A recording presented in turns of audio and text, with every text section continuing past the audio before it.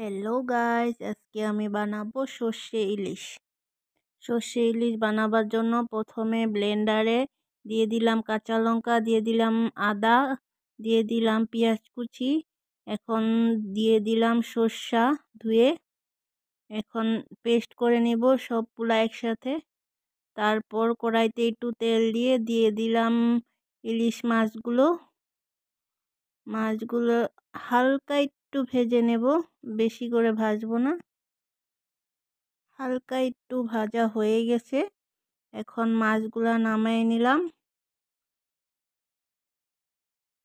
যেহেতু মাছের পিসগুলো একটু বড় বড়, তাই একটু একটা একটা করে ভেজে নিলাম।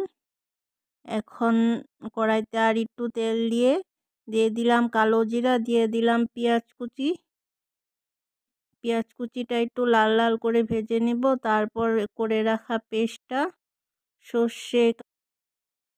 পেস্টটা দিয়ে দেব। তারপর দিয়ে দিলাম একটু হলুদ গুঁড়া, দিয়ে দিলাম ধনিয়া গুঁড়া, দিয়ে দিলাম একটু জিরা গুঁড়া, একটু কালারের জন্য কাশ্মীরি লঙ্কা গুঁড়া দিয়ে দিলাম।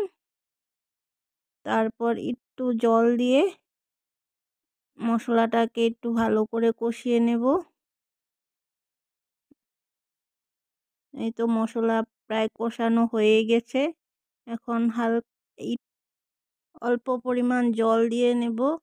তারপর জলটা উতল আসার পর ভেজে রাখা মাছগুলো দিয়ে দিব একটা একটা করে।